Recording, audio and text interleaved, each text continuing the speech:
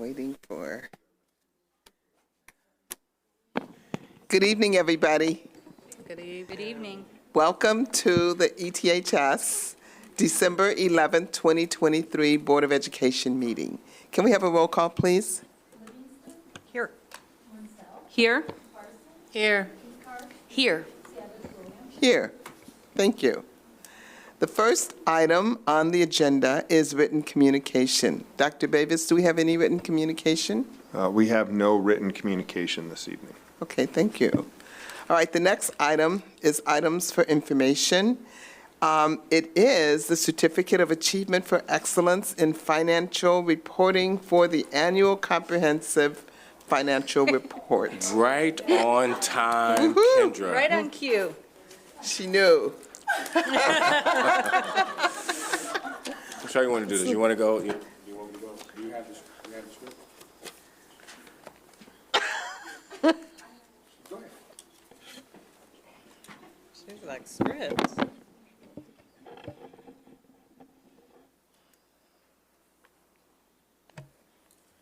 All right. So we are just super proud to announce that for another year, we have been awarded the Certificate of Achievement for Excellence in Financial Reporting by GFOA. And so we actually, if you can see, we filled up this entire plaque, so we're waiting a new plaque for our 2022 button, because we just do it year after year. So super proud, many. And Kendra, can you talk a little bit about what the award is and Yes. Who gives it and all of that, and the criteria? Absolutely. So GFOA is the Government Finance Officers Association. And so this is a very distinguished award that we're able to receive because of our financial reporting. And so each year, as you know, we do our audit and we compose our annual comprehensive financial report. And so with that, we submit it, and then we were able to be awarded the Certificate of Achievement for Excellence in Financial Reporting. Excellent. So, yes, many thanks to the board and also to the business office and everyone else in the district, because as I've said several times before and will continue to say, it's definitely a joint effort to make this happen. And so we're very proud to be awarded this distinguished award. Excellent. Thank you. Congratulations to you and to your team, Kendra, to the business office. Congratulations to all those people, many who we won't ever know for sure, but I know that it takes a village to do this. So thank you. And how many years have we in a row have we gotten that? I think this might be 14. 14 years. That we've done it, yeah. Right on. We used to get plaques every year, now they send us buttons, and yeah, so we're going strong. Great. Thank you. Excellent. All right, great. Next item on the agenda is the special education report. And I think we have a great team ready. That's right. So I'm going to invite Amy Verbrick, our Director of Special Education, to the table with her team, and Amy is going to introduce her team when she gets back to the table from queuing up her the presentation. Here we go. So Amy, we're going to turn this over to you, and you can introduce the team to the board, because I don't think the board has had an opportunity to yet meet this great, wonderful staff who are supporting teachers and students with our special education program. Thank you, Dr. Campbell. It's great to be with all of you this evening as your district's director. I am so pleased to be joined by our administrative team, who they're going to introduce themselves, just so that they can also share a brief highlight of their areas of responsibility. So we'll start with Patrick. I'm Patrick Chambers. I'm the Assistant Director of Special Programs. I oversee the TEAMS program, the Transition House, and students attending our park school, or the park school.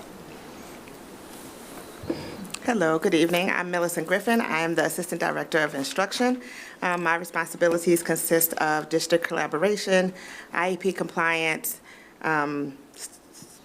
problem solving, and anything else, as well as partnering with District 65.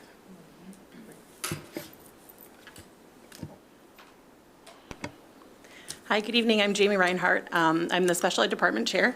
Some of my responsibilities are staffing, student problem solving, supporting staff in general in their practices, and then also systems development within our department and then across the district.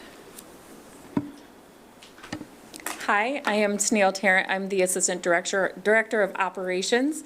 I oversee all of our students who are placed off campus, as well as overseeing our ETHS Therapeutic Day School and the daily operations.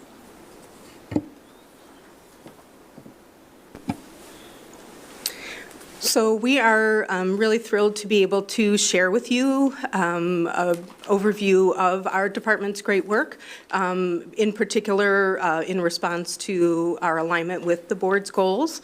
We did share a report with you which went into some greater detail, and our presentation this evening is intended to hit some really key highlights, share some important demographic data with you related to students who are eligible for special education, share some student performance data that I think highlights student successes and also our areas for development, and then speak to you about student well-being as well as our engagement within the community and the partnerships that we are very proud of, and then also our areas where we need to grow. As I shared, we do have a board goals crosswalk, and so in alignment with the board's goals, we wanted to speak to the ways in which the special education department addresses those explicitly. We want to share some highlights with you that reflect our accomplishments and our department's accomplishments.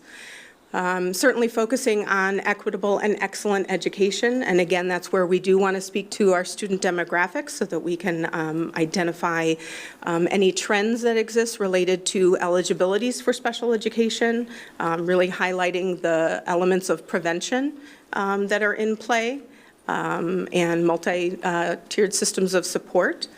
And then share some student performance data with you across our continuum of services so that you have an awareness of the strengths of our instructional programming as well as where we have identified our needs exist.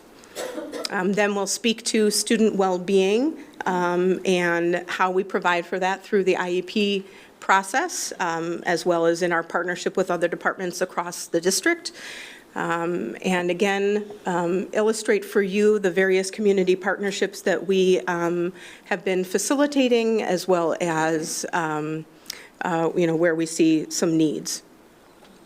And then we want to share a few student stories with you, as we believe that in sharing individual student stories, it illustrates the really important individualized work that our special education teams engage in, and how we use the school systems or adjust the school systems in response to student needs towards their outcomes. So we'll hope to be able to share a few stories with you. And then finally, we'll wrap with our commitments and again, kind of reiterate some of what our data that we'll present with you offers, and how we see our work shaping moving forward.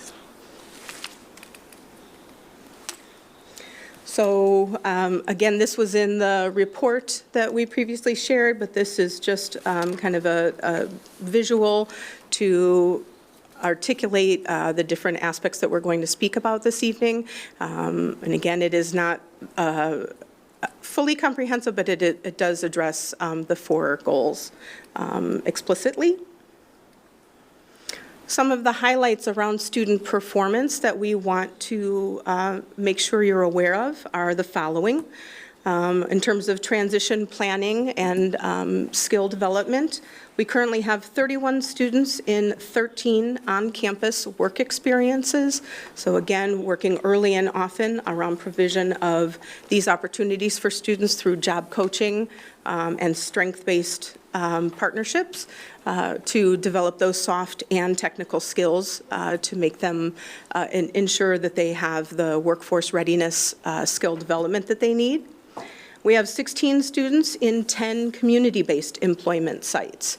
And again, we're continuing to grow those partnerships, but we feel really proud of our students out in the community engaging in those experiences, and then those that can turn into income-based opportunities. We have engaged in some new partnerships within the community, including Target, an additional work opportunity at Northwestern University, Eye Candy Hair Studio, and Rex's Place. Again, this shows the range of community partnerships that we are engaging in so that that can be aligned with students' interests and strengths, as well as provide service within the school, the Evanston community. We also want to note that our ETHS Therapeutic Day School, which again opened in 2019 with its first graduating class in 2020, since its opening, we've graduated 31 students from the program. In addition, we have reintegrated or duly enrolled 14 students to the main building. So again, meeting students where they are, providing them the therapeutic supports that they need, as well as identifying ways to keep them connected to their homeschool community when it's appropriate and aligns with their transition planning. Two more highlights that we'll go into some greater detail about are we've monitored our Q1 data for students in our special education classes, and the news is good in terms of 88% of our students with IEPs earning A's, B's, or C's in special education classes, and then 91% who are currently passing. And we'll have some more commentary about that a little later. And then also want to highlight that our data does demonstrate that our general education co-teaching model, in particular, we'll highlight tonight for One Humanities and Civics. Our data indicates that the co-teaching model increases the performance of all students in those classes, so IEP and non-IEP, as compared to the non-co-taught sections. And this has some implications, we would argue, about our service delivery model and the impact that that can have for all students across our content areas. So for Board Goal 1, we want to speak a little bit about the students who currently are eligible for IEPs, in particular, disaggregate that data so that we can highlight some important factors. If you don't mind, I'm just going to turn my notes. So we, of course, have a responsibility to monitor our students yearly or annually across areas of disability so that we can ensure that our programming and placements are in alignment with students' needs per their IEP. So this shows data across the current year and the previous 2 years across eligibility areas. And you can see relative stabilization. However, you can see that there's a slight increase in students with intellectual disability as well as students with autism. So again, these are things for us to pay attention to so that we're assuring that our resources and services are prepared, are in most alignment with students' needs. Next, we wanted to identify and share how the number of students show by race. So again, giving that 3-year identification across racial groups. This is really important for us to pay attention to so that we are monitoring to prevent disproportionality, identify some of the factors that come into play that bring disproportionality, to the forefront for us, and this helps us to disrupt that, right? So knowing ourselves, knowing our data, knowing our work, seeing the intersection of race and disability.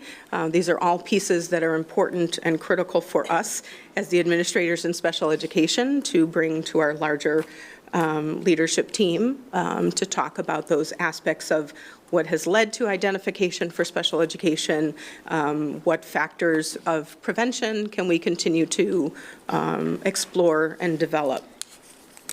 This is also a way in which we can identify and make sure that we are in alignment with the work of the Multilingual Services Department. And so, again, looking for those intersections and also looking for the ways that we can allocate resources and share resources. Again, as an additional point around disproportionality, when we look at our students by the percent of students with IEPs by race and look at the percent of our student body by race, this is where we can see elements of where we are proportional relative to our student body and where we are not. So, you know, again, just as I said, this is how we see it, how we name it, and then how we look for some of the factors that have come into play that have impacted eligibility for special education, what other needs we might have around prevention and intervention.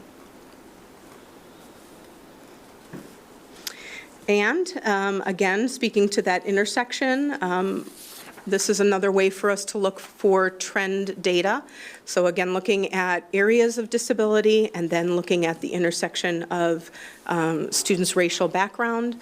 You know, there are, ETHS has had a history years ago of having an over-identification of students with intellectual disability for Black males. That was work that the district named, identified, and worked to rectify. And so again, this work is ours to see, to name, and to address. And so, and just a note, I think you're likely super aware of this, but anytime there's the not applicable, that means that that subgroup is of a nominal number. So in order to not over-identify students, that is the term we use. And so yes, this just shares a little bit about our work. We can, this can also help us with service provision as well. And then again, for our students as a whole, this chart shows students across our placement continuum. So of course, we want all or most of our students to have access to general education to the greatest degree possible. We are doing well in this regard. And so, you know, the visual helps to illustrate that. And we also see that pie piece for public day school has grown, and that is because of the inception of the ETHS Day School, as well as with our partnership with Park School, so that we have a larger percentage of our students in public day, proximate to their home community, and that private day school portion of our student population decreasing. So again, that's about the district putting those resources towards, you know, that programming and what that does to the least restrictive environment.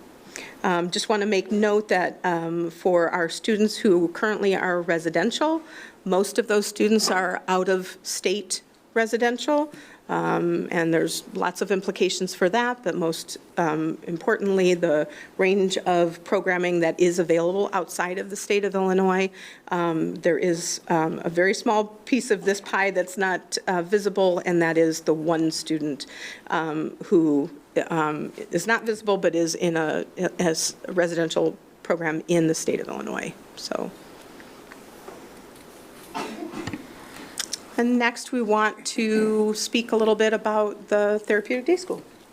Okay, so on this slide, you can see the data, the enrollment data for the day school disaggregated by race.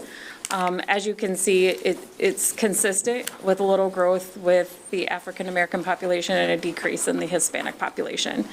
This is hopefully demonstrated to dispel any myths that have been circulating about only the day school only enrolling white students or a majority of white students.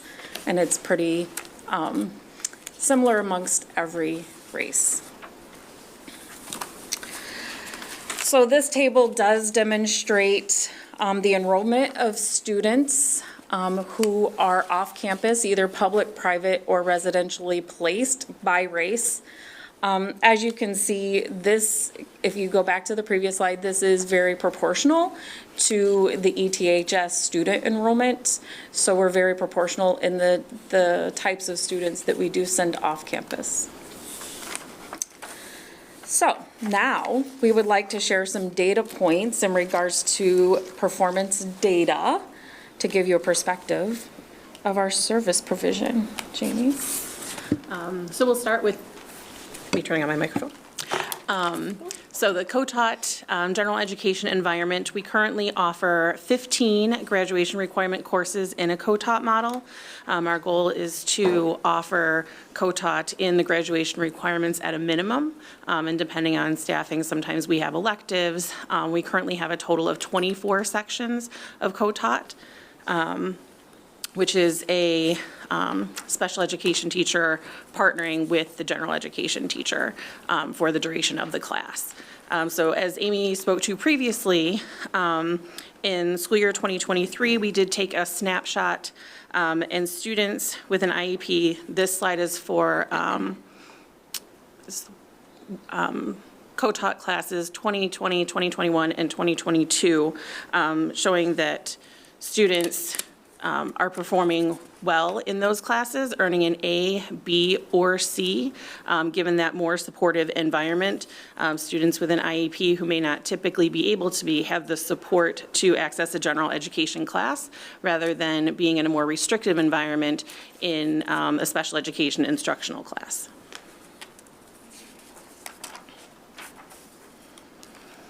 And in this slide is the One Humanities English class, showing data that students with an IEP and without an IEP in One Humanities co-taught outperform students with an IEP and without in a non-co-taught section. So again, just reinforcing the fact that the additional strategies support all students, not just students with IEPs.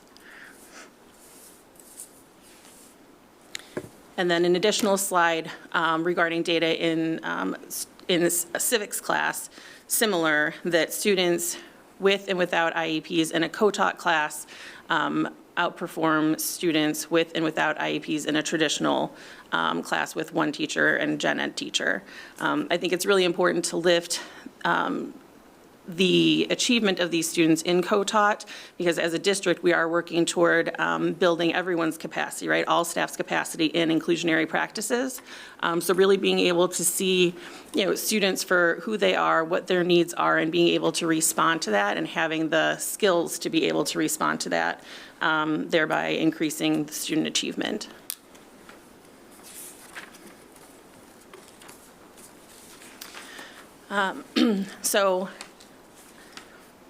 We do want to recognize what is working and to identify what's not working and for whom, so we can address those issues with interventions and continue to reflect on our practices and be intentional about the ways we might need to change our practices and different ways we need to come to the table when supporting students. This slide shows that 88% of students with IEPs earned A, B, or C's in special education classes. 91% of students with IEPs earned passing grades. And then not reflected in this slide, that 76% of students with IEPs earned passing grades in special education classes at the Therapeutic Day School, or the ETHS Day School.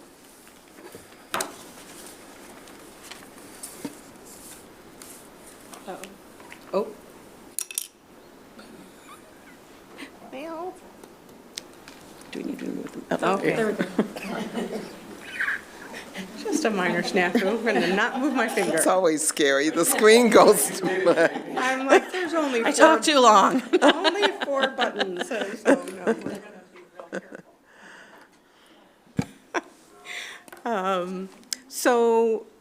We wanted to take a minute to acknowledge the last month's report of the opening of school report that included information about freshmen with IEPs and the on-track data. This was a source of discovery for us. We had some current concerns about that data not being in alignment with years past. So we were able to do some important discovery to find that the metric really more accurately is 79%, which would be closer to our district's past data for students with IEPs. And so we've identified what some of those factors were that led to that data not being accurate. And so ultimately, with that kind of deeper dive into the student information, we identified that we need to continue to focus our interventions for students who are not on track and in the main building, our therapeutic day school, our private therapeutic day, and residential, because those are the students who, again, crossed programming on that list. And so it was important for us to know that and develop that targeted action. Now we're going to shift to Goal 2, student well-being. So we, as a special education department, we're committed to understanding the student well-being through regularly monitoring student performance, IEP services, and actively case managing our students. As you can see in this slide, these are just a few of the tenets that we use to do that, highlighting specifically our biweekly collaboration with the deans. This includes reviewing behavior patterns and proactively collaborating to support students with IEPs. We problem solve and have aligned our problem solving on the special education side of the table with our general education side. So now we streamline problem solving protocol from general education through our special education services. Data-driven IEP review and least restrictive environment consideration, restorative practices, and collaborating and being proactive with our behavior interventions through intentionally doing a functional behavior assessment, as well as creating behavior intervention plans that are monitored to continue to show growth in appropriate behaviors with our students.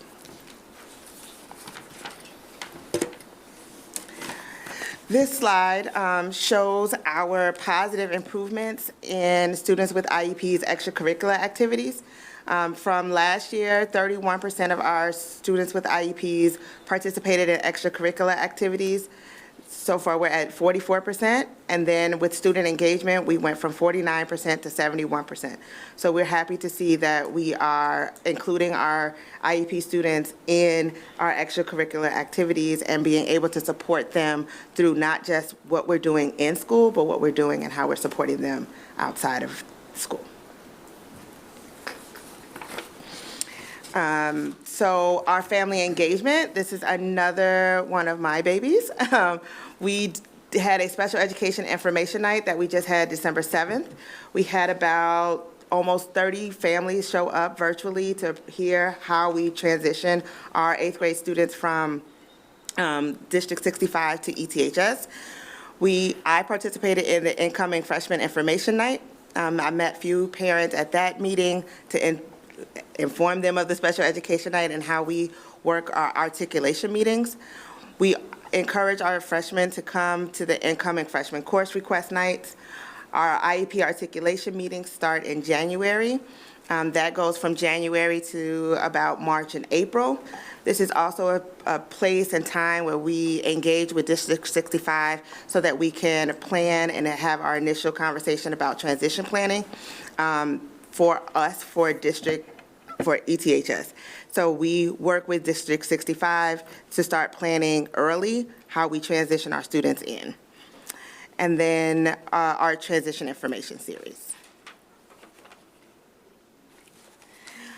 Our community engagement and linkages further allow our efforts to be multifaceted and individualized in our transition programming. And through events and partnerships, we are able to supplement our classroom activities as well as open doors to opportunities in the community. So on this slide, it's talking about our community engagement and our partnerships within Evanston. ETHS has a long-standing partnership with Center for Independent Futures, or CIF. That partnership includes a transition series for families, which starts with a family survey to identify areas of need and interest. Through that survey, we've identified and provided events and family education on future-assisted housing options, SSI, SSDI, state agencies and resources, and services available through the City of Evanston, such as special rec, workforce development, summer employment, and Evanston Benefits Card program. We've partnered with the College and Career Center and Oakton staff to provide directed support to students with IEPs in completing Oakton applications during the Learning Strategies classes. The ETHS team took a group of more than 20 students to Diversability, a field trip event at Oakton, specifically for students with disabilities.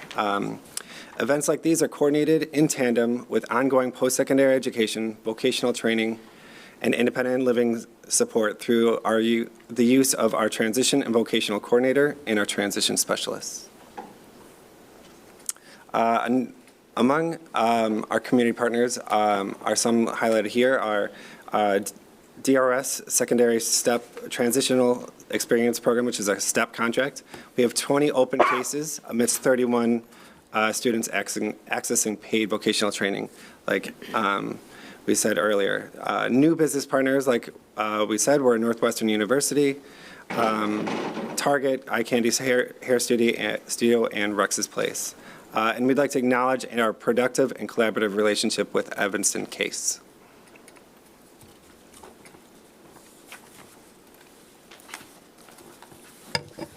So now we Thank you. Now we'd like to shift to our commitments. So given everything that we've reviewed related to what we know about our students with IEPs, what we have demonstrated in terms of successes for our students across our instructional continuum, we want to highlight what's next or what will continue. So first, we want to continue to explore our continuum of services. Dr. Campbell has implored us to continue to be creative and mindful of student needs and to consider what else. So for those students, we have a lot of success stories, but we do have concerns. We have some significant needs related to school refusal, chronic in-school truancy that impact students' ability to access their special education services. So it's our charge to identify what else we can do, right? So celebrate our successes, but look on that continuum for more programmatic structures to meet those student needs that are not, we have not found success with yet. And with that requires that we center equity in that work and student needs. So this is really important for us to continue to actively partner across our district with our other school departments, the dean team, safety, student services around interventions and prevention. And so the good work of CPI training and restorative practices and building those pieces in our instructional model for students so that they can experience success, develop skills and strategies, and re-engage in school productively. That is our work.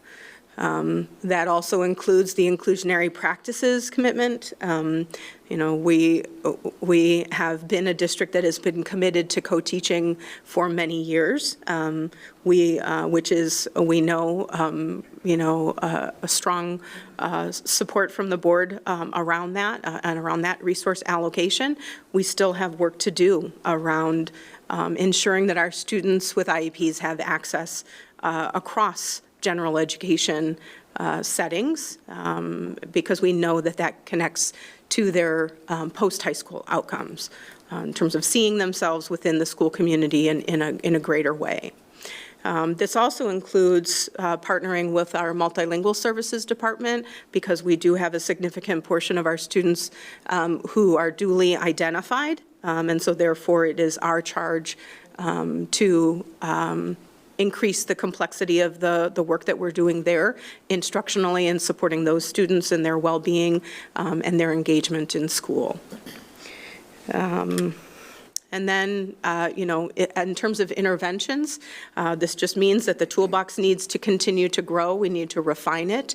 We can't get complacent in the toolbox we have. We need to continue to look. We need to use data to inform our decision-making, and we need to continue to look for resources that will help us in the areas of need that we have. So, again, to reiterate the key element of school refusal and in-school truancy that continues to impact our students who are not experiencing success, that is an area that we're committed to and charged to address. And then lastly, community and family engagement, certainly not least, but we do have a healthy relationship with some cohorts of our families who participate in our evening event series for information, actively engage through IEP meetings and the 8th grade articulation process. We do wish to see more cross-representation of our families at our events and engaging and sharing their perspectives as it relates to their students or their experiences within school and with the special education department. So looking for ways that we can engage more families of color in that process.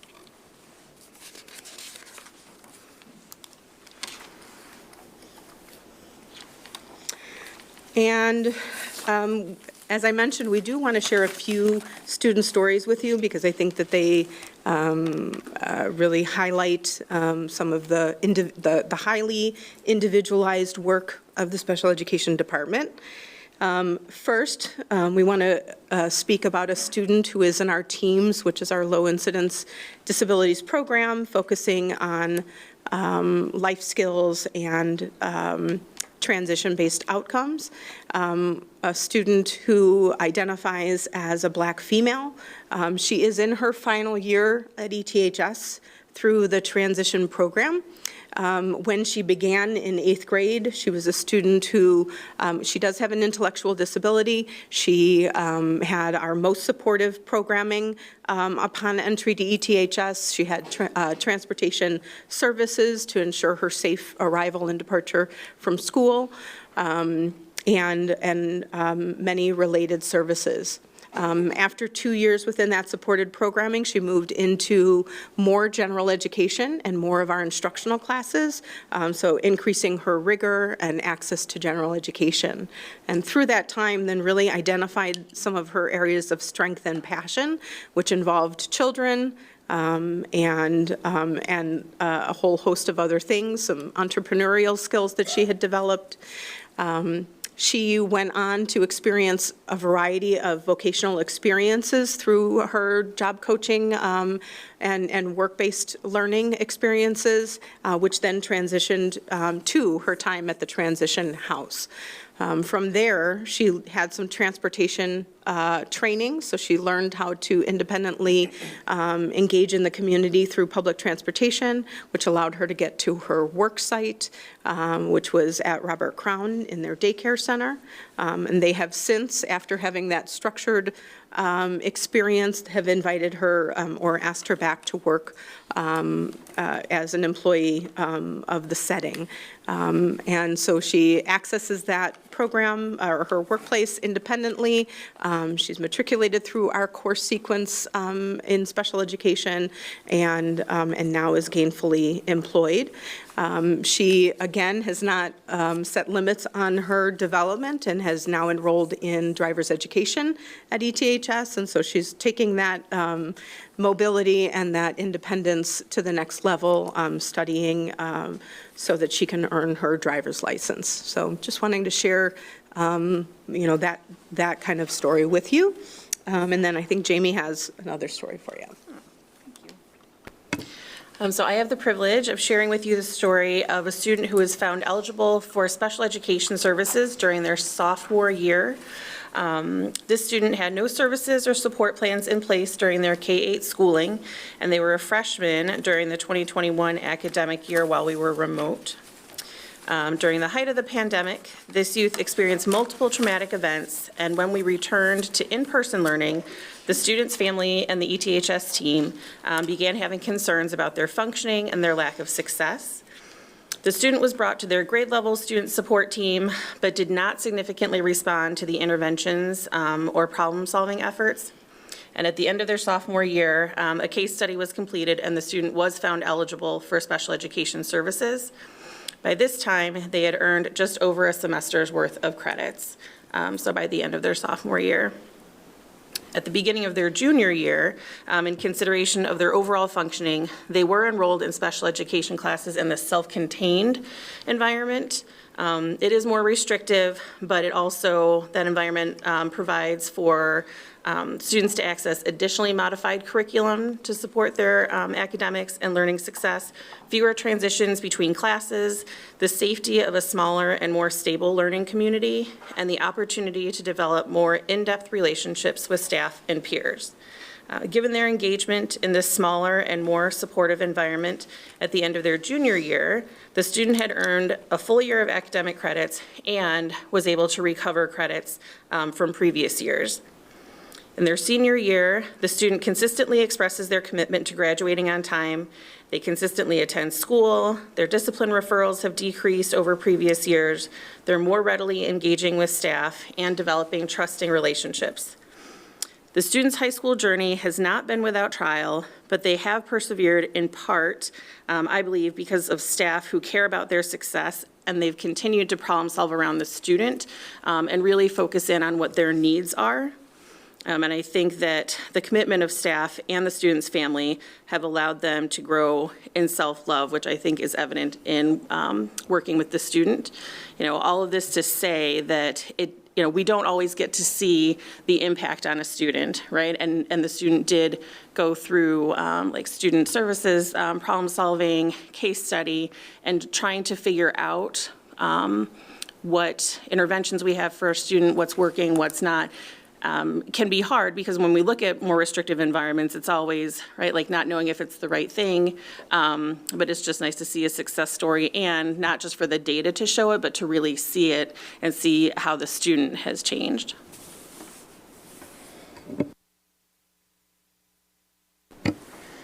Okay, so I would like to share about student 3.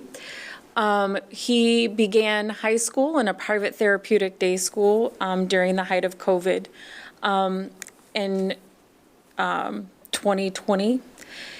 During this time, he was successful in that setting that he was at, so the team decided to reintegrate him back into the main campus his sophomore year. So the beginning of 2021, the student joined ETHS and was showing some difficulties really soon. Interventions, different types of support was offered to the student with very little success. He went through different self-contained programs throughout the main building, trying to support the student as best as we can. Last year, we continued with those supports, and it was he was not successful in not responding to the supports that were offered at the main campus. To think outside the box and creatively, we placed the student at the ETHS day school. Since then, when the student started at the day school in the middle of last year, he was in his junior year, and he still needed 26 credits to graduate. So he was behind in credits. given the support and some interventions at the day school. So still providing that student with some structure in a smaller environment, but within his community, and giving him the supports that he needed there, and not just academic support. Sometimes it's just food support, love and caring. This student is now on track to graduate with his class this year. He comes to school every day. He will tell you, he's like, will walk in and say, I miss you guys. Sorry I wasn't here yesterday, if he does miss a day. So sometimes in special education, we do have to think creatively, look at children at or the students at what they need and what kind of supports they need, and think outside of the box. And lastly, we want to highlight one student who represents a cohort of students. This is a student who was part of last year's graduating class. He started in special education instructional classes and had some successes and moved into more general education in his junior and senior year. He participated in all of our post-high school planning exercises throughout his years at ETHS, and when it came to senior year, he started sharing that he planned to go right into the workforce, even though he had a desire to go to college, but he didn't know that he and his family had the means.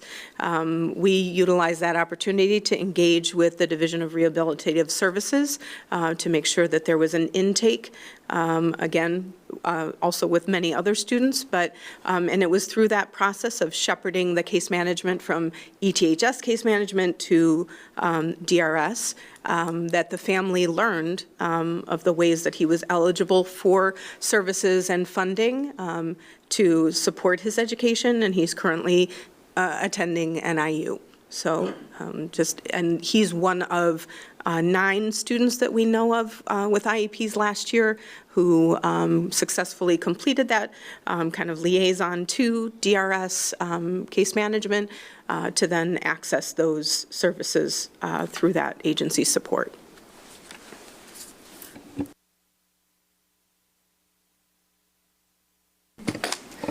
And our very last slide, we would like to just highlight some of the great things that we do at the Therapeutic Day School here at ETHS.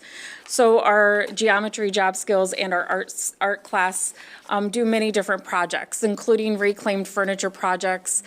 In geometry, they're using angles and different wood skill, hands-on wood skill techniques to create different items. And at the same time, with the job skills, they're also learning the business skills of entrepreneurship. So the top is the bench that we sold to a staff member. The bookcase was donated to the the ETHS Wild Foundation's Wild, thank you, fundraiser. Sorry. And at the bottom, we have winter trees that are currently for sale. I think we only have 2 sets left. You get a big and a small one. So if you're interested, let me know. A little plug.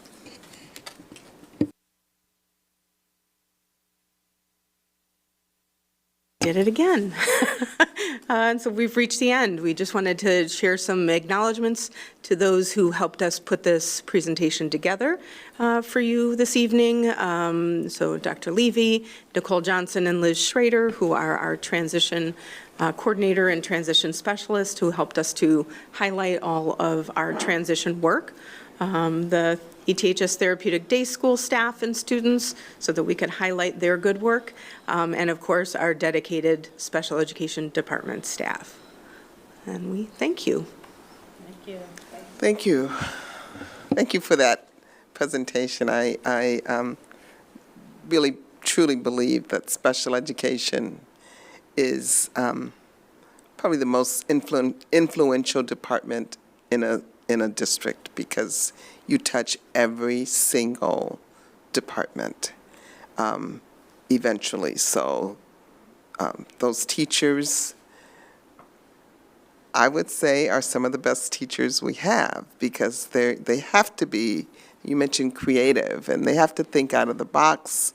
They have to be able to look at the students individually and pull out their strengths and really work with their assets.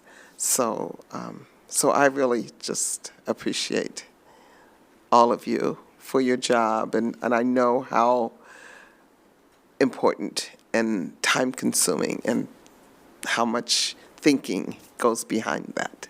So thank you. So, board, questions, anybody? Pat? Thanks. Well, first, thank you all for this great presentation and report and for being here.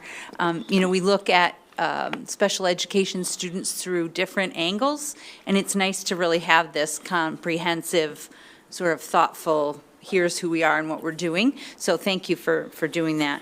I have a question and sort of a comment question. So the first question is that you acknowledge the overrepresentation of Black students, and particularly in specific learning disabilities, it seemed.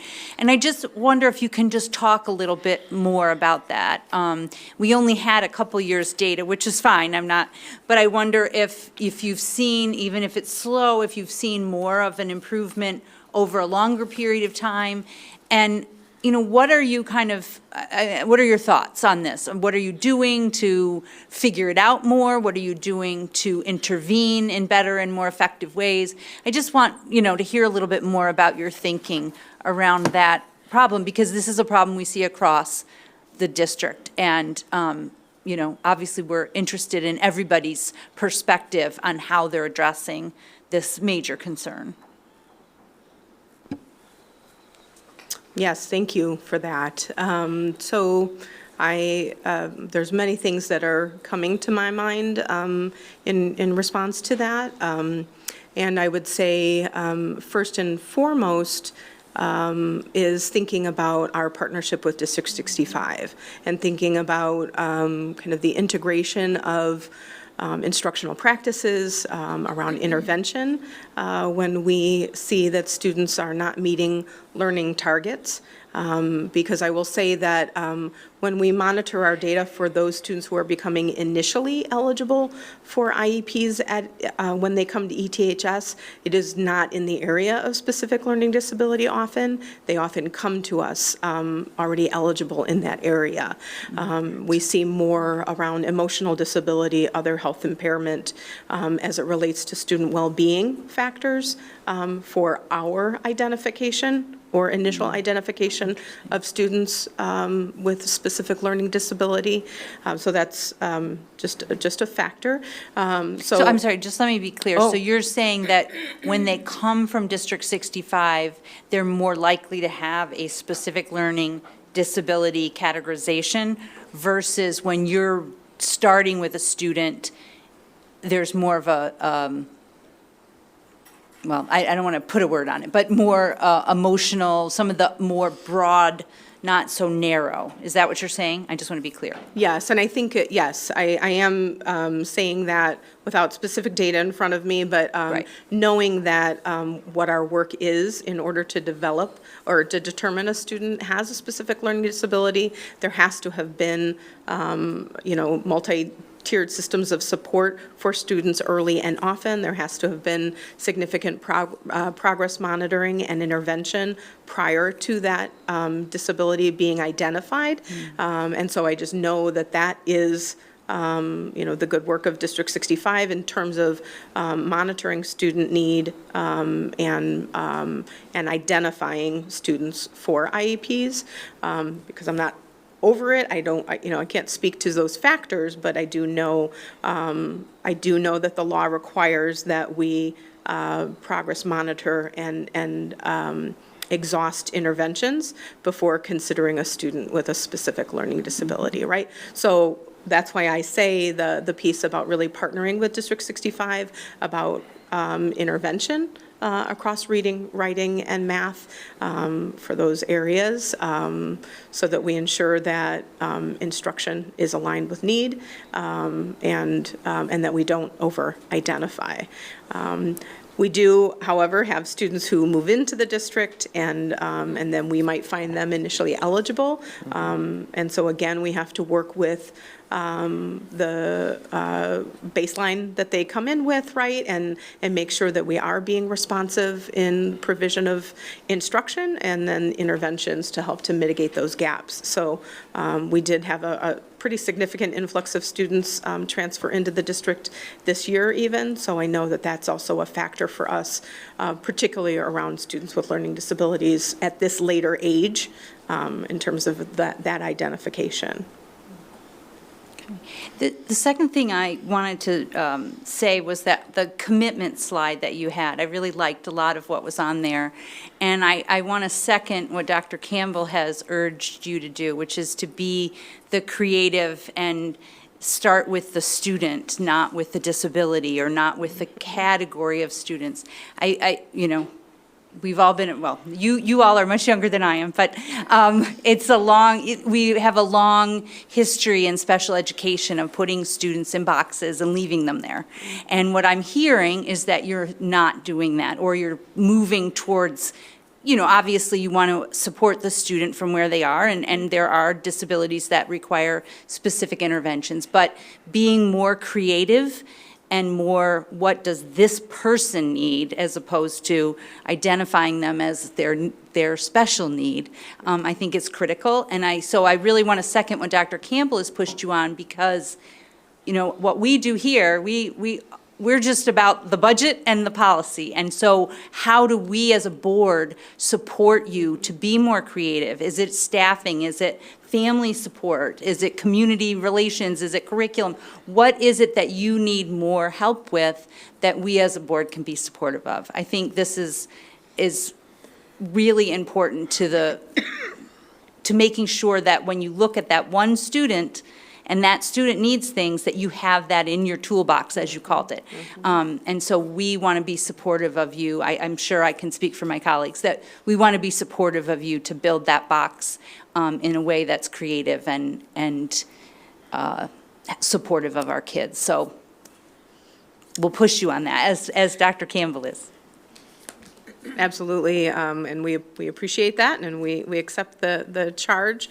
If I can just offer to your point, part of the reasoning for the data that we shared today was to make sure that that we're monitoring our resources, right? And making sure that they're in alignment with the goals that we set out for, right? So if the district is supporting co-teaching, because we know that that's an expensive model, but we also know outside of special education, we know that in general education, when we team teach, the impact that model can have, right? So, we just need to really have a transformative approach in this district around that inclusion in general education, because of the exposure, the opportunity, the belonging, all of those elements that come with being with your peers and being seen, but also with the very real need to modify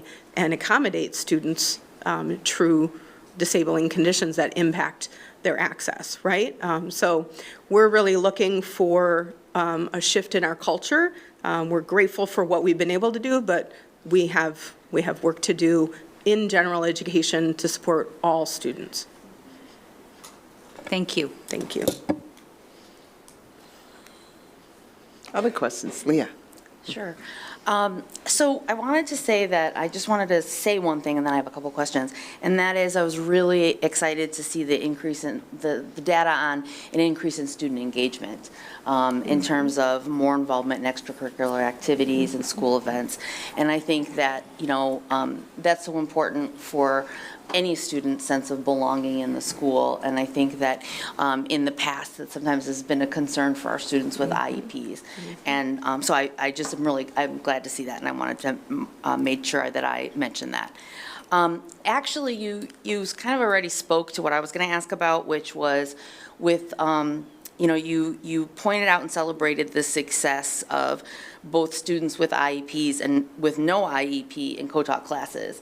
And I think some of your verbiage was that you have a commitment to maximizing co-taught sections of courses in graduation requirements. So I just wondered, kind of related to Pat's question, what, if any, are the obstacles to really expanding the co-taught options? Is it mainly a question of resources and budget, which is, something that we can have an effect on?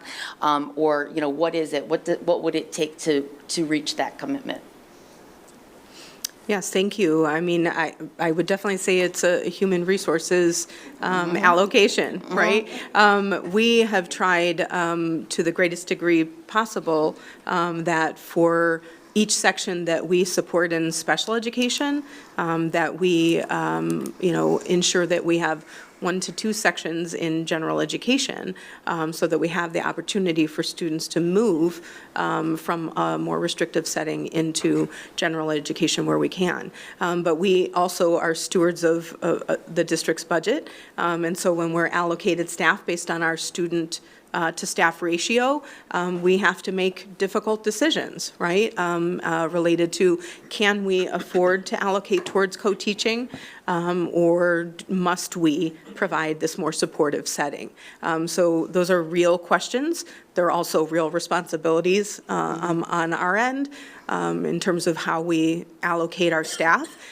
So, if you're offering, that's what we're looking for,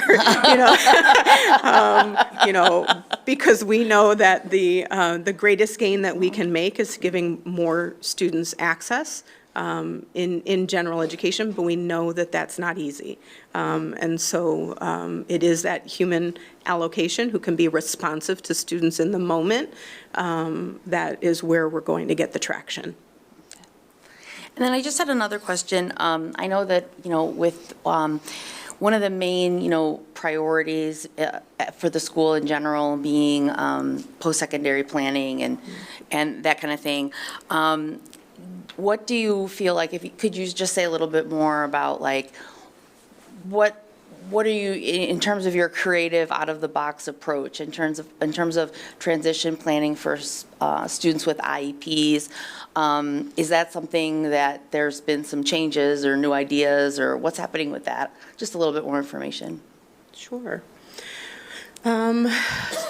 So many things, really, because it is such a tiered response. So we're really looking for every opportunity to increase our community partnerships, because when students are out in the community and have those authentic learning experiences, that's where lights go on, that's where passions are engaged. That's also where you learn what you don't like, so that you can steer your energy towards something else, right? Again, that's that experiential learning that helps you really connect with yourself. And so we're looking to build that aspect of our transition planning. We continue to engage in all aspects of the school-wide post-high school planning elements, so engaging through FASH and SASH, our learning strategies classrooms that take advantage of all of the opportunities for encouraging students to engage in job shadowing and the informational sessions that occur about different career strands, again, to try to ignite those interests and passions. In terms of, specifics around students with IEPs, it's really that highly individualized work, right? So transition assessments continue to change and evolve, and so we're really looking to stay on top of transition assessments that will really help us to guide our students towards their self-determination and understand their self-concept further, so that can be in alignment with how they see themselves as an adult. So honing in on that aspect of the IEP and the tools that we use to shape that IEP are some of the other critical pieces that we're engaging in. I don't know if you have anything else. You want to say that? So the great thing about transition planning is that it's truly individualized. It's very student-centered by nature. And so through our work with ICTW, there was a grant that was established last year, and that was through that partnership, they started community mapping, which is really identifying areas in the community that students can have their interests engaged, particularly in vocational training. And so by doing that, we kind of map out where our students can access and try to play into their strengths and our interests, and then find a match in the community. And so I do believe that we are staffed to do so. We have a transition and vocational coordinator along with a transition specialist. And so both of those folks are doing that full-time every day, trying to meet with our students and trying to engage that interest. And then through transition assessments, really trying to fine tune it, because our students don't know what they don't know. So we can't just say, what do you feel like doing when you grow up? We have to really help them carve it out, and then that eventually unfolds. And so all that work is just a process, and it gets fine tuned as they near graduation or exit. So, but yeah, it's a very, the great thing about it is we can evolve with our students as their interests kind of expand. We say, we didn't know, we don't have that at play. We just have to go out and find it. And so we have to kind of really partner with our community and really help them see the benefit in our transition planning, because we're not asking for a favor, we're asking for a partnership where they're going to get a lot out of it and we're going to get a lot out of it. So it's exciting work. Yeah. Well, thank you for all of your feedback and for all the work you do to all of you to support our students.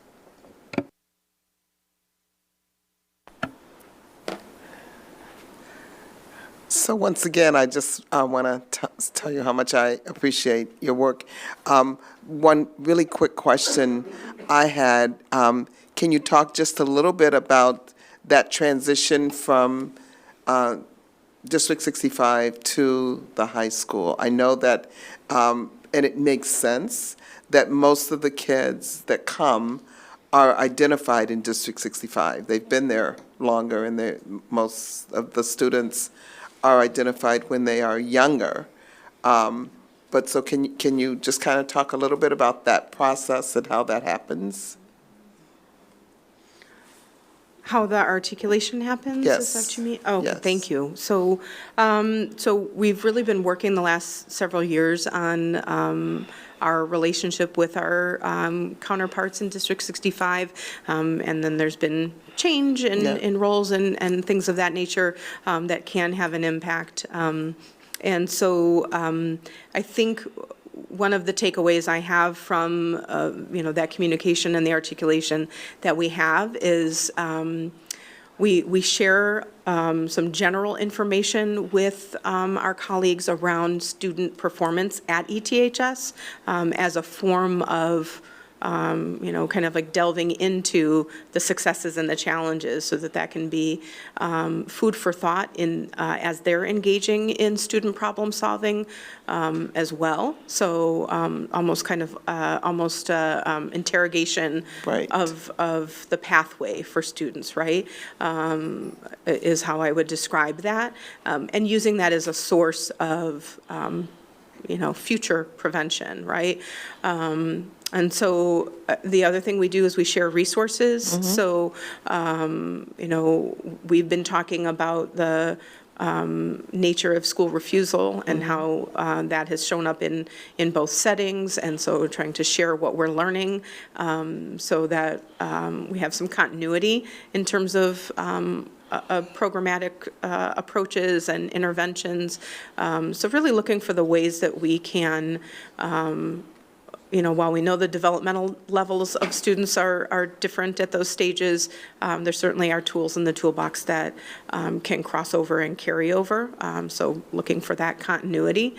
But again, I think the thing that comes to mind most for me is that interrogation of what the student's pathway has been to ETHS as a form of having District 65 consider it, and hoping that informs practice, right?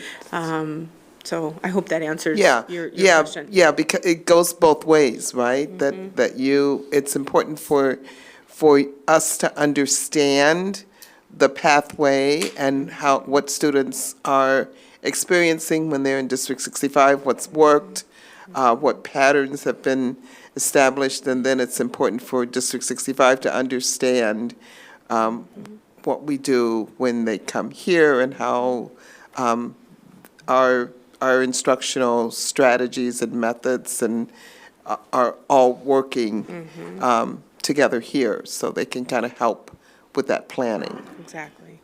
Right. Right, that's important. Okay. Well, thank you again. Thank you all for your reports, and we really appreciate your team, so thank you. Thank you so much.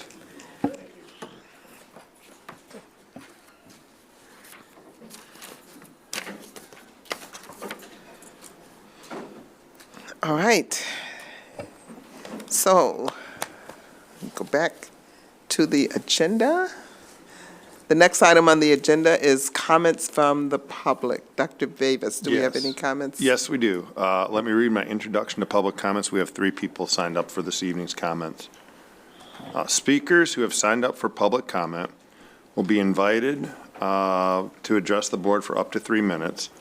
I will keep time and signal you at the end of 2 minutes as a courtesy. I'll also let you know that it's time to stop at the 3-minute mark if this becomes necessary.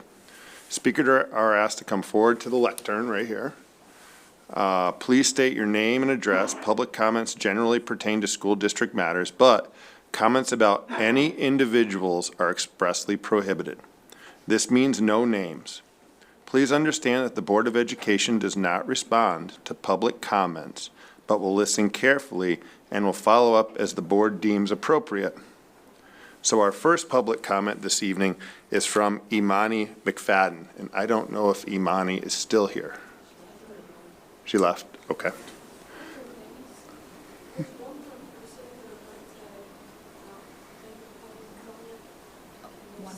Oh, sure, they can sign up. Yeah, they can come up last is fine, since it's in order. We'll have them sign last. Our first comment is from Maha Jarad. So the podium right there is good. And what I'll do is I'll just start the timer when you start talking, after you introduce yourself, and then I'll let you know the countdown as we go. Okay, good evening, everyone. My name is Maha Jarad. I'm here living in Evanston. It's come to my attention and to the attention of a number of my neighbors and residents that Evanston Township is making it very difficult for teachers who support Palestinians and who advocate and teach about Palestinians and who have students who wear Palestinian T-shirts and who attend meetings to speak in support of things like a ceasefire, which is not a radical concept. Speaking to a ceasefire basically means calling on the Israeli government to stop dropping bombs. That's it. It's not calling for a political solution. It's not, saying anything deeper than that. It's saying stop dropping those bombs. The bombs that have dropped on Gaza in 2 months have been more than the bombs that have been dropped on Afghanistan by the United States. The explosive power in those bombs have been compared to what was dropped on Hiroshima and Nagasaki. I'm trying to just stay very calm because we all have the same social media. This genocide is happening in real time. And I feel like, our education system and our institutions and our teachers, we've got to create that space for our students and for our teachers to have those discussions. People love Evanston Township. My daughter came here. Why? Because it's so diverse. Okay, how many Palestinian teachers do we have here? Arab-speaking teachers that come here. Take a look at our students. They're from Africa, they're from the Middle East, they're from all over. And we've got to create those safe spaces for them and not make the teachers feel like if they have something to say about it or teach about it, that that's like a bad thing. It's not. It's a good thing. People who are opposing a ceasefire, I suggest that they should go and join their brothers and sisters who have shut down Washington, D.C., shut down the Grand Central Station. 1 minute. I don't want to keep hearing these kind of stories. It's very upsetting, it's disappointing, and I think it needs to be addressed. Not only should they be allowed to speak and say how they feel and talk with their students about it, but there should be a curriculum developed as well. The situation in Gaza is grave. It's over 20,000 people, 2/3 of them women and children who have been murdered. It's 1.8 million out of 2.3 million people who have been displaced. Just yesterday, OCHA, the UN humanitarian agency, finally got a convoy to go to the north of Gaza. 19 patients were evacuated. The Israeli military held them at a checkpoint for hours. One of them died. The others, I don't know what happened to their situation.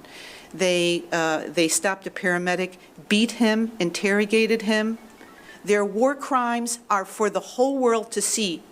And maybe we don't like it, and maybe we don't feel comfortable with it, but it's real, it's happening. It's time. And whether you're Jewish or Palestinian or black or brown or whatever you are, you see it. There's no safe place in Gaza. There's no safe passage, like they say. There's only what is the middle passage and what Africans experience from that. There's only what happened at what happened with the Native Americans. This has got to, I hope, will get your attention and inspire some discussion and bring some more good things to our education system. Thank you. Thank you. Next up is Marla Isaacs. Yield your time. Next up is the speaker who wanted to come up and could sign up. Yep, come on up.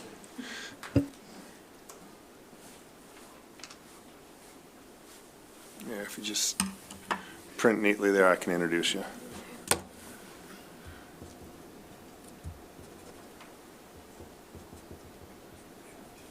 Iman Williams. Say again. Iman Williams. Iman Williams, gotcha.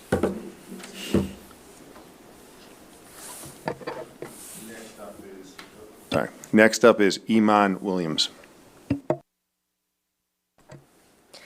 Malcolm X warned that colonialism would be rebranded as something other than violent and deadly white supremacy, and we see this now in regards to the genocide in Gaza. Israel is an illegal, illegitimate, white supremacist, colonial apartheid state.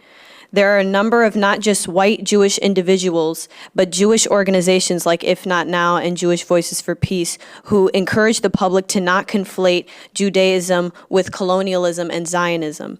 I keep saying that I am so grateful to have graduated from ETHS during this genocide, not because I wasn't a confident kid or because I wasn't outspoken, but because white supremacy teaches white students at this school to be entitled, and their faculty and staff protect and empower this sense of white entitlement. If I was still at ETHS during this genocide, I would be clinging on to the teachers that did not make me feel like their support of myself as an individual student was dependent on me being silent about the war crimes of Israel. Because the majority at this school did not provide a safe space to express my pro-Palestinian stance, if Palestine was ever discussed. White supremacy is a disease of the heart that clouds your logic, and it's not even about exposing the facts anymore. I can't force someone to value the life of Indigenous and other marginalized people. But what I can do and what I will do is encourage the board to not fire or suspend the Palestinian teacher that's standing against the genocide and ethnic cleansing of Palestinians. Thank you. Thank you.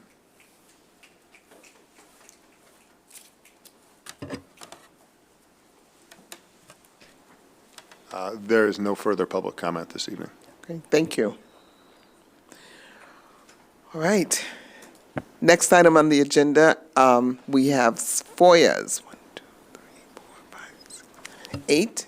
8. We have FOIA from Feathers, Hayden, Hirsch, Hayden again, Feathers again, Lubet, Bagwell, and Lee. And the responses are in your packet. Okay, thank you. Next item on the agenda are board committee reports. Do we have reports from the board I know that a couple of us attended the joint conference, the III conference. Leah and Pat, the Pats attended. I don't know if one of you wants to say something about that. It was the weekend before Thanksgiving. It's always the weekend before Thanksgiving. So it's a big conference. It's people from all over the state of Illinois come, and there are subgroups that deal with the law and the finances and various areas. So there's a lot of people there. It takes up 3 big hotels downtown. And Leah, Pat, and I did a presentation on our equity work and our journey that we were in a bad time slot. We were at the end of the day, but we had the people who came, as Pat says, the people who come are the people who are meant to be there. And we had a really good discussion and really a lot of people really clamoring for information and for how to move from one point to another, because it's hard. It's hard work, and especially if you're in a place where there's minimal conversation or work in this area. So I think that it was very valuable to the people that came. I think we had maybe 30 people or something like that.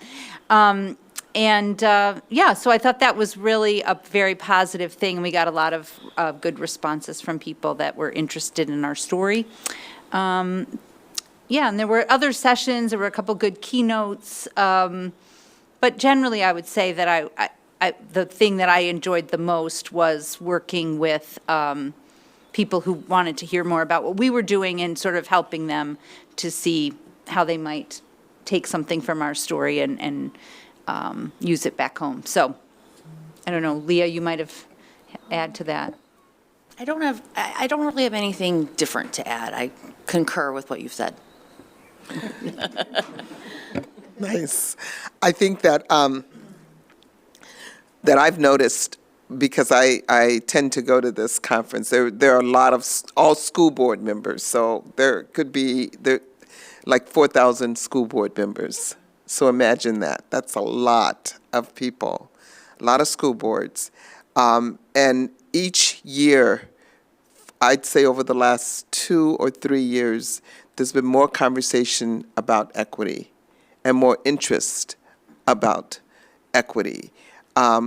There have been years that I've gone and not one session has been on equity. And I would say that this year, well, first of all, they devoted an entire day. It was an additional day to, what do they call that?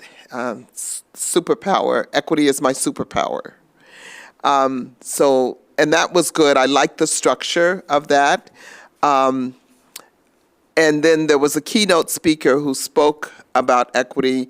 Now, we're doing a lot at ETHS. So I admit that the keynote speaker and much of that equity day, I felt like we could have done that, because we are doing a lot at ETHS. But it's still good to hear this as one of the central conversations occurring, because that's different and refreshing. So that was good. I was also a delegate for the state, and there's always the delegates that meet each year to talk about various laws, and it gives me the opportunity to hear from districts that are very different from Evanston, many rural districts, and some of the struggles they're having. So that's really just a learning experience for me. So yeah, that was my experience there. So I always think it's a good meeting to go to. It's right downtown, so but it's always the weekend before Thanksgiving, so it's not the best time. Other board reports, other committee reports? If not, we are at the student board report. So Nicole. All right. Hi, everyone. It's been a break and a couple of weeks since the last time I saw you all. The fall break was definitely necessary, and the students are definitely looking forward to the next break, which is in 2 weeks. And then that will conclude the end of this quarter, the second quarter, and our first semester. Last week, we had a distinguished alumni day where seniors and students from other grade levels were able to hear from ETHS alumni who have excelled in their fields and shared their stories and passions with us students. It was a lot of fun. I learned some quirky facts, but it was interesting to see where ETHS can take all of us. So, yeah. In the past 2 weeks, after coming back from break, we hit the ground running in student union. We jumped right back into action, and we've begun to form committees around the top 12 topics that came up during our Student Voice Forum back in October.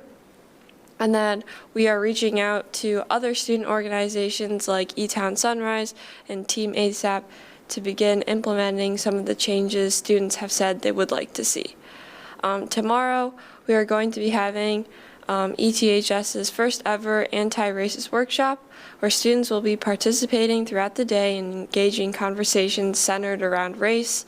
And they will also be participating in breakout sessions, which have the topics of like unconscious bias, whiteness, and racism in Evanston.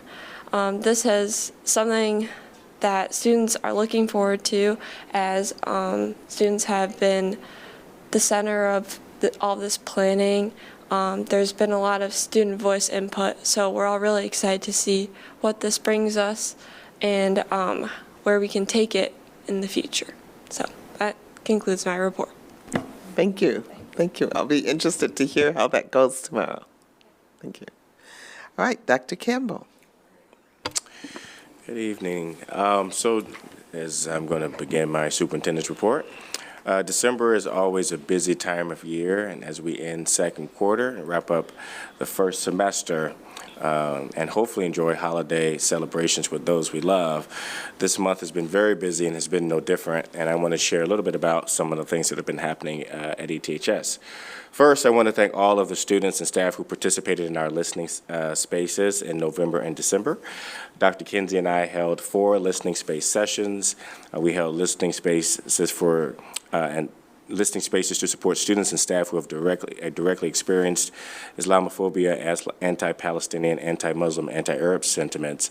And we've held listening spaces to help support students and staff who've experienced anti-Jewish, anti-Israeli sentiments. These spaces were intended to help build trust, respect, and collaboration with the school and the district. And we know that there's been a lot of agitation and stress and high emotions. We hope that these listening sessions help focus attention to creating and maintaining relationships at ETHS. We're grateful for those who were represented, and we're going to be following up soon on where we go from here as a district with what we heard. But we are very grateful for those who took a lot of courage for people to show up and to share the way that they did, and we are really, really deeply grateful for that.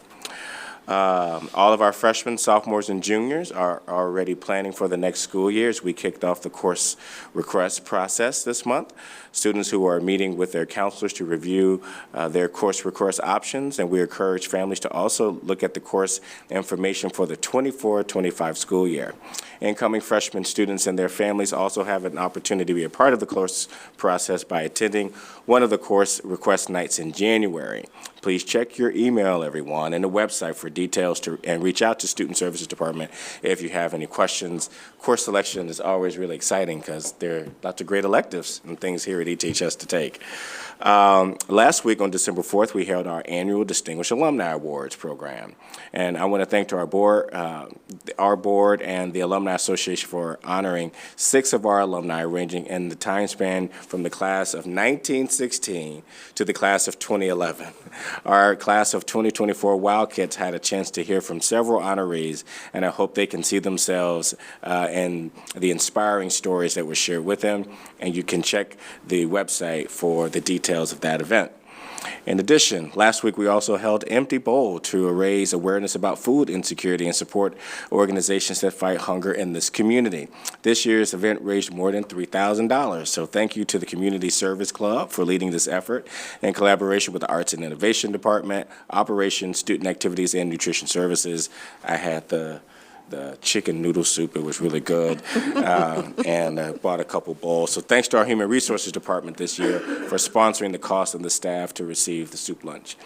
And last thing I want to highlight is the next week, or this week, this Thursday. Thursday's the 14th, right? Yes. Yes, all right. ETHS will be hosting the HBCU Experience at 6:30 in the Upstairs Theater.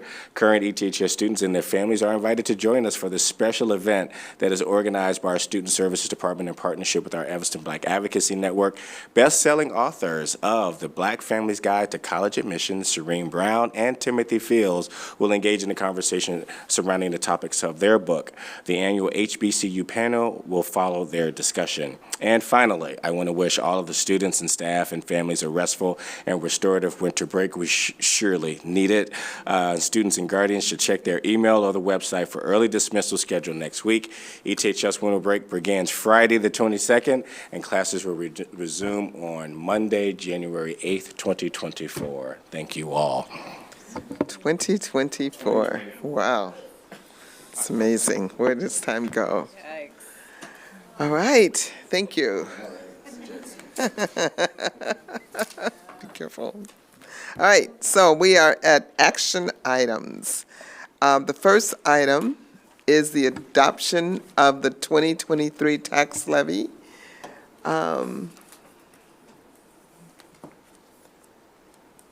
Could I have Just need a motion. a motion, please? So moved. Second? Roll call, please. Yes. Yes? Yes. Yes. Yes, thank you.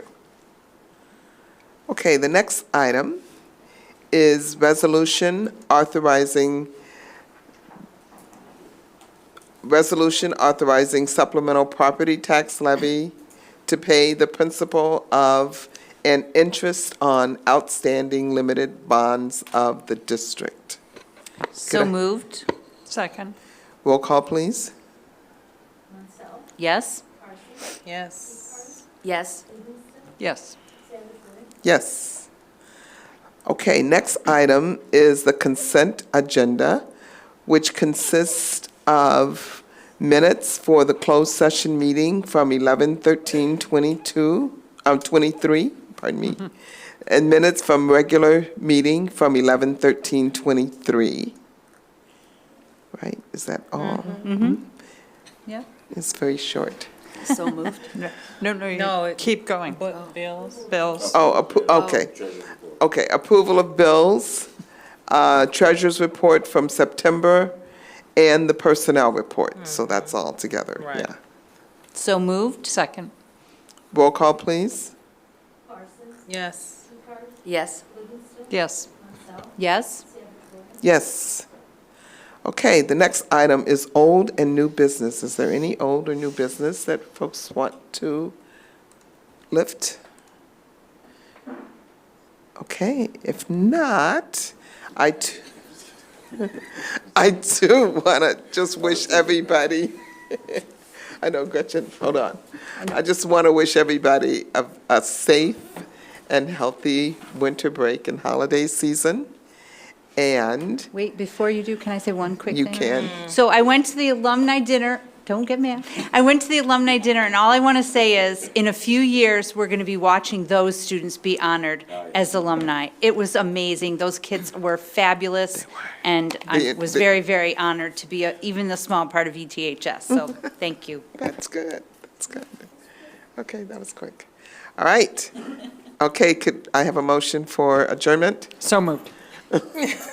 All in favor? Aye. Okay, this meeting is adjourned at 9:10. Happy holidays. 9:10.